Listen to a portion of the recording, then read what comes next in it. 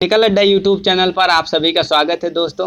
जैसा कि आप जानते हैं कि फीटर टर्नर मशीनिस्ट वालों के लिए इस चैनल के माध्यम से टॉपिक वाइज थ्योरेटिकल क्लास कराई जा रही है। जी हाँ दोस्तों, आप हमारे इस चैनल पर बने रहें क्योंकि इस चैनल के माध्यम से आपको थ्योरेटिकल क्लास के साथ साथ टॉपिक वाइज MCQ क्वेश्चन भी कराया जाएगा, जो आपके लिए बहुत महत्वपूर्ण रहेगा। दोस्तों, यह वीडियो उनके लिए बहुत महत्वपूर्ण है जिनका कॉलेज लॉकडाउन की वजह से बंद हुआ है। दोस्तों, वे अपना बिना समय गंवाए इस चैनल के माध्यम से पूरी तैयारी कर पाएंगे। अर्थात दोस्तों, इस चैनल पर आपको सारा कुछ क्लियर कराया जाएगा जो आपके लिए महत्वपूर्ण है। तो आइए दोस्तों, आप जानते हैं कि इस चैनल पर अभी की जो टॉपिक है वह लेथ मशीन की टॉपिक चल रही है।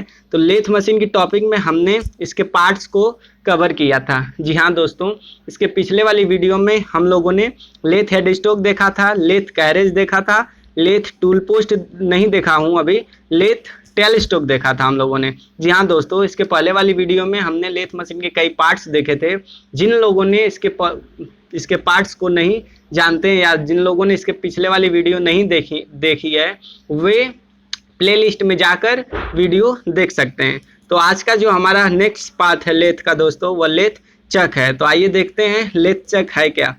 तो दोस्तों, लेथ चक एक प्रकार का कार्य पकड़ने का साधन है। इसका मतलब क्या दोस्तों, जैसा कि हम जानते हैं कि लेथ मशीन पर जब हम जॉब को होल्ड करते हैं, अर्थात जब हम जॉब को पकड़ते हैं, तो उसके लिए हमें लेथ चक की आवश्यकता पड़ती है। तो हम यह कह सकते हैं कि जिस माध्यम के द्वारा लेथ मशीन पर जॉब को पकड़ा जाता है वह लेथ चक कहलाता है। जी हाँ दोस्तों, जैसा कि आप फीटर टर्नर मशीनिस्ट वाले हैं तो आपको पता होगा कि लेथ मशीन पर जो हमारा वर्क है वह रोटेट करता है। जी हाँ दोस्तों, वर्क जो है वह रोटेट करता है, टूल फिक्स रहता है। टूल जो है दोस्तों वह फिक्स रहता है, जो दोस्तों जॉब है वह रोटेट करता है, अर्थात जॉब घूमते रहता है और टूल फिक्स रहता है और वह आसानी से वर्क या उस पर कोई भी ऑपरेशन हम आसानी से कर पाते हैं। तो दोस्तों, जैसा कि आपको पता है कि कार्य पकड़ने का साधन लेथ चक कहलाता है। कार्य पकड़ने के अनुसार दोस्तों हम इसके कई भागों में बांटा गया लेथ चक को। यहाँ दोस्तों, चूंकि इस लेथ चक में कार्य को पकड़ा जाता है, अर्थात वर्क को होल्ड किया जाता है, इसलिए वर्किंग होल्डिंग को देखते हुए कई प्रकार के जॉब हमारे आते हैं दोस्तों। जैसे पाइप आ गई तो हमें उसको होल्ड करना है तो किस प्रकार करेंगे, छोटे जॉब हैं उसको होल्ड करना है तो किस चक में होल्ड करेंगे, बड़े जॉब हैं उसको किस में होल्ड करना होगा।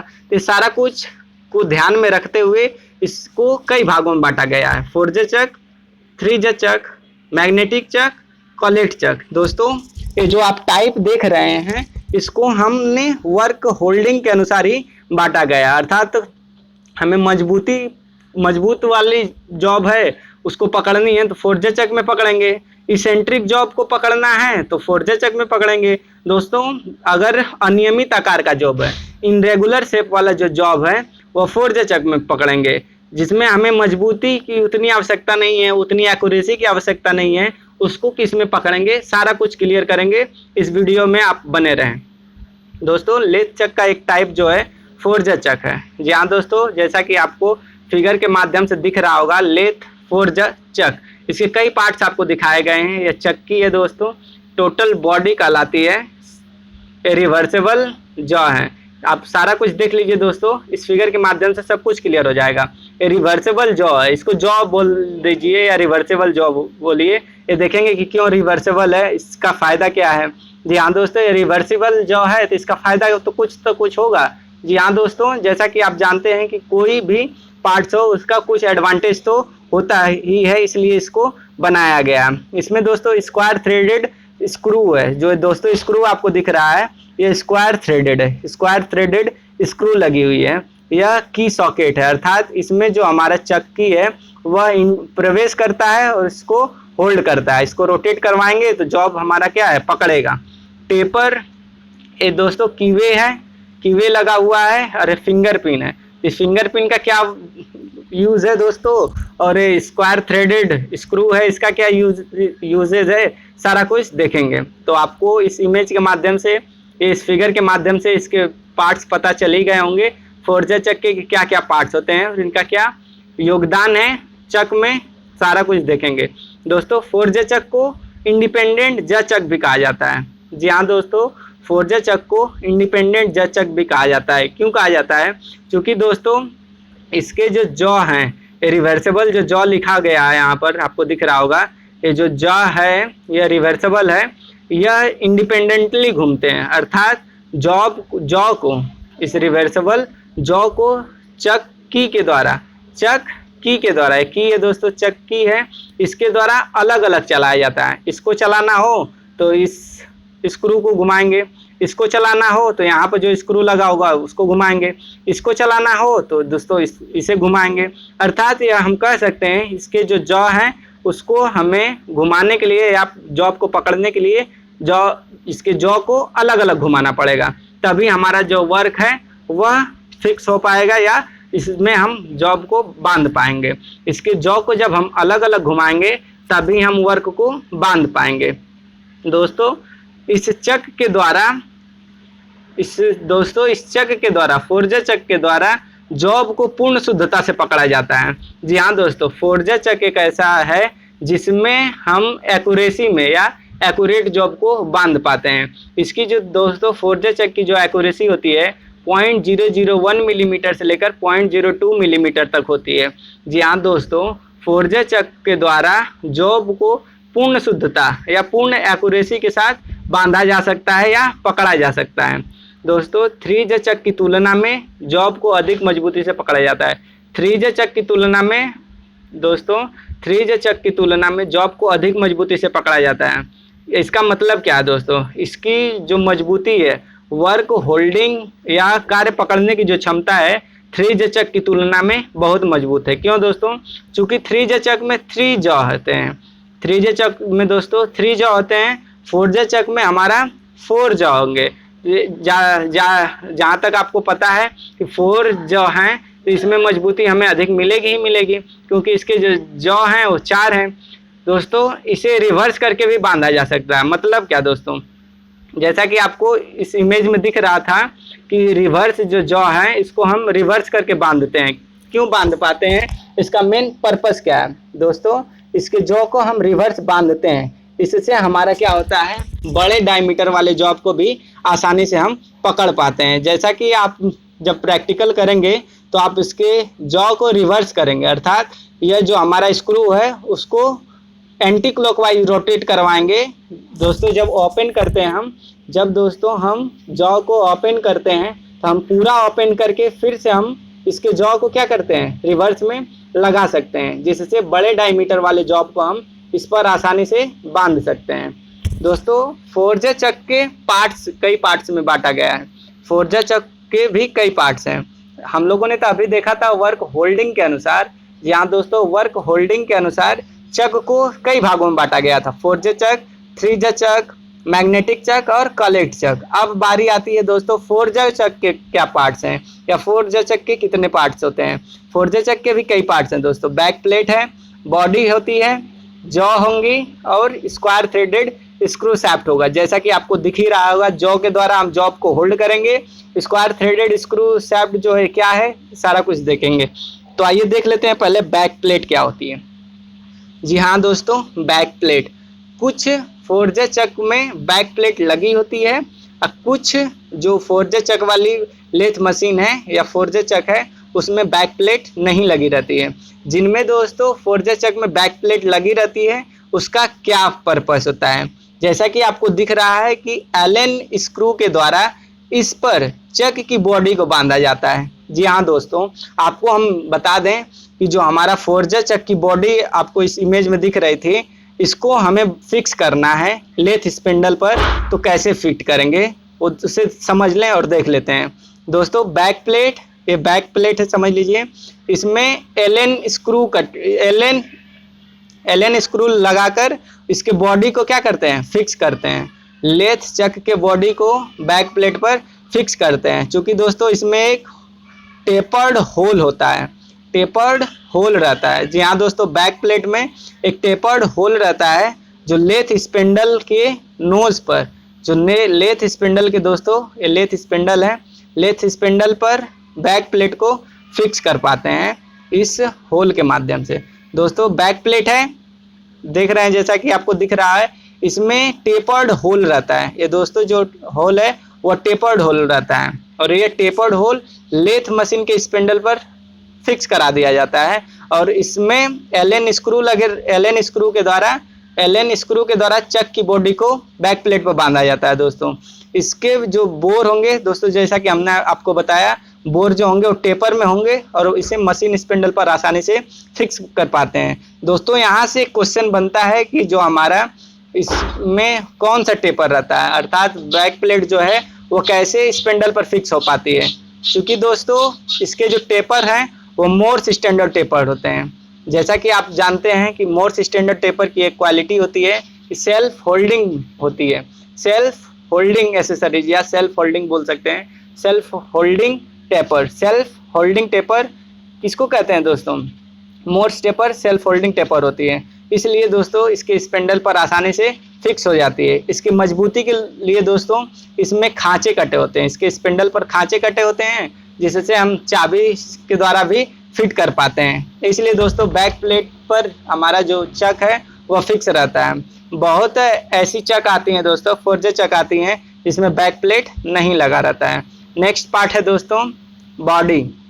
जैसा कि आपको इमेज के माध्यम से हमने कवर कराया था कि टोटल जो थी वो बॉडी थी। बॉडी पर ही जॉ लगे हुए थे, स्लॉट कटे हुए थे, की लगी हुई थी, फिंगर पिन लगी हुई थी। सारा कुछ जो कार्य है वो बॉडी में होता है। क्योंकि दोस्तों बॉडी और दोस्तों जो बैक प्लेट है, बैक प्लेट को या बैक प्लेट पर हम एलन की के द्वारा बॉडी को बांधते हैं, लेकिन जितने भी अदर्स पार्ट्स हैं लेथ चक के वो सारा कुछ बॉडी पर ही लगाए जाते हैं। लाइक लेथ जॉ हो गया, जॉ चक हो गए, फिंगर पिन हो गई और जो सैफ्ट है स्क्वायर थ्रेडेड सैफ्ट जो है वो सारा कुछ बॉडी पर रहता है। तो आइए देख लें बॉडी क्या होती है। बॉडी दोस्तों ये कास्ट स्टील या कास्ट आयरन की बनाई जाती है और फ्लेम हार्डन कर दी जाती है। जी हाँ दोस्तों, कास्ट स्टील और कास्ट आयरन, कास्ट स्टील या कास्ट आयरन का बनाकर इसे फ्लेम हार्डन कर दिया जाता है। इसे क्या कर दिया जाता है दोस्तों? फ्लेम हार्डन कर दिया जाता है।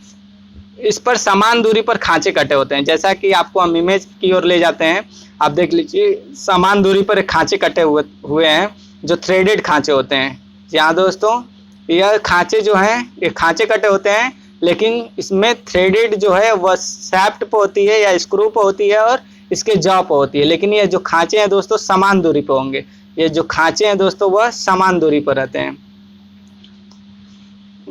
समान दूरी पर खांचे रहते हैं और एक दूसरे के 90 डिग्री पर रहते हैं। समान दूरी पर रहेंगे दोस्तों और एक दूसरे के 90 डिग्री पर रहते हैं। जी हाँ दोस्तों, एक दूसरे के 90 डिग्री पर कटे हुए रहते हैं। तो हमने बॉडी समझ लिया कि कास्ट आयरन या कास्ट स्टील की बनी होती है, इसे फ्लेम हार्डन कर दिया जाता है। इस पर समान दूरी पर खांचे कटे रहते हैं जिसमें हम स्क्वायर थ्रेडेड जो है दोस्तों, ये स्क्रू है स्क्वायर थ्रेडेड, इसको फिक्स करते हैं इस खांचे में जो एक दूसरे के 90 डिग्री पर खांचे कटे रहते हैं। जैसा कि आपको दिख रहा है समान दूरी पर खांचे दोस्तों कटे हैं। जो खांचे हैं दोस्तों समान दूरी पर हैं और इसमें हम स्क्वायर थ्रेडेड स्क्रू को फिक्स करते हैं। उसके बाद हम क्या करते हैं, इसके जॉ को फिक्स कर पाते हैं। ये दोस्तों टोटल जो है बॉडी है। ये जो दोस्तों आपको दिख रहा है टोटल बॉडी है जिसे कास्ट आयरन या कास्ट स्टील से बनाकर से फ्लेम हार्डन कर दिया जाता है। नेक्स्ट जो है दोस्तों जॉ आती है। जॉ, जैसा कि आपको फिगर दिख रहा होगा, ये जॉ है।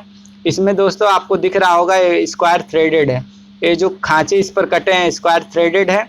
यह हाई कार्बन स्टील से बनाए जाते हैं। इस बॉडी पर स्लाइड करता है, जो बॉडी पर क्या करता है, स्लाइड करता है। जी हाँ दोस्तों, लेथ चक के जो जॉ होते हैं वह हाई कार्बन स्टील के बनाए जाते हैं और यह लेथ चक की बॉडी पर स्लाइड करता है। इसमें हॉलो जॉब को पकड़ने के लिए इसे उल्टा कर दिया जाता है। जी हाँ दोस्तों, यह जो आपको दिख रहा है यह रिवर्सेबल होता है। इसे रिवर्स करके हम आसानी से लेथ बॉडी पर बांध पाते हैं, जिससे हमें बड़े डायमीटर वाले जॉब को पकड़ना हो या हॉलो जॉब पकड़ना हो, पाइप वाले जॉब पकड़ना हो, उसको हम आसानी से रिवर्सेबल जॉ वाले चक पर बांध पाते हैं। अर्थात हमसे क्वेश्चन बनता है कि बड़े डायमीटर वाले जॉब को पकड़ने के लिए हम किस चक का यूज करते हैं, तो फोर्जे चक को यूज करते हैं। नेक्स्ट दोस्तों आपका ये पार्ट दिख रहा होगा, जैसा कि आपको दिख रहा है दोस्तों, ये क्या कौन सा पार्ट्स है। जैसा कि आप जानते हैं कि दोस्तों ये जो पार्ट्स है वह स्क्रू शैफ्ट है। स्क्रू शैफ्ट है जो स्क्वायर थ्रेडेड होता है। यहाँ दोस्तों ये जो दिख रहा है आपको थ्रेड, या थ्रेड जो दोस्तों दिख रही है ये स्क्वायर थ्रेडेड है। ये दोस्तों थ्रेडेड जो है स्क्वायर थ्रेड है, इसलिए इसको हम क्या कहते हैं, स्क्वायर थ्रेडेड शैफ्ट या स्क्रू शैफ्ट कहा जाता है। इसका वर्क क्या है दोस्तों, इसे हाई कार्बन स्टील से बनाया जाता है। यहाँ दोस्तों ये जो शैफ्ट दिख रहा है आपको, यह हाई कार्बन स्टील से बनाया जाता है। इसे हार्ड और टेम्पर कर दिया जाता है। यहाँ दोस्तों इसे हाई कार्बन स्टील से बनाकर हार्ड और टेम्पर्ड कर देते हैं। हार्ड और क्या करते हैं दोस्तों, टेम्पर्ड कर देते हैं। इस पर स्क्वायर थ्रेडेड कटी होती है। जी हाँ दोस्तों, इसकी पूरी लंबाई में स्क्वायर थ्रेडेड जॉ या स्क्वायर थ्रेड कटी होती है। इसके टॉप पोर्शन पर स्क्वायर स्लॉट बने होते हैं। इसका जो टॉप पोर्शन है दोस्तों, यहाँ पर स्क्वायर स्लॉट बना होगा या फिर यहाँ बना होगा। इसके जो टॉप सरफेस है, इसके टॉप सरफेस जो है इस पर स्क्वायर स्लॉट बना होता है। इस स्क्वायर स्लॉट का पर्पस ये है कि हम जब चक्की को इसमें फिक्स करके जॉ को घुमाते हैं, जिससे जॉ घूमते हुए वर्क को होल्ड कर पाता है। तो इसके टॉप पोर्शन पर दोस्तों स्क्वायर स्लॉट बना होता है, जिसमें चक्की के द्वारा फिट करके इसे घुमाया जाता है। इसके मिडिल पोर्शन में दोस्तों नैरो स्टेप होते हैं। ये जो आपको मिडिल पोर्शन दिख रहा होगा, यह नैरो क्या है, नैरो स्लॉट है या नैरो स्टेप बनाता है, सॉरी नैरो स्टेप बना होगा दोस्तों। इस नैरो स्टेप का पर्पस क्या है दोस्तों, इसमें फिंगर पिन को हम फिक्स करते हैं। जब हम टोटल जो असेंबलिंग करते हैं जॉ की, चक की असेंबलिंग जब करेंगे, उसमें एक फिंगर पिन लगी होगी दोस्तों। जैसा कि आपको यहाँ दिख रहा था पहले वाले इमेज में, फिंगर पिन दिख रही है दोस्तों कहीं, ये दोस्तों फिंगर पिन है। इसको हम उस खांचे में फिक्स कर पाते हैं, जिससे हमारा क्या होगा, यह बॉडी से निकल नहीं पाएगा लेकिन घूमेगा कंटिन्यूस दोस्तों। यह फिंगर पिन जो है दोस्तों सी आकार की होती है, इस तरह की सी आकार की, माने बोला जाए थोड़ा सा खुला रहता है, इसमें आसानी से घूम पाता है। ये जो थ्रेडेड रड दिख रही है दोस्तों, इस फिंगर पिन में आसानी से घूमता है लेकिन बाहर नहीं निकल पाता है दोस्तों। इस पर फ्री घूमती है। Thank you for watching.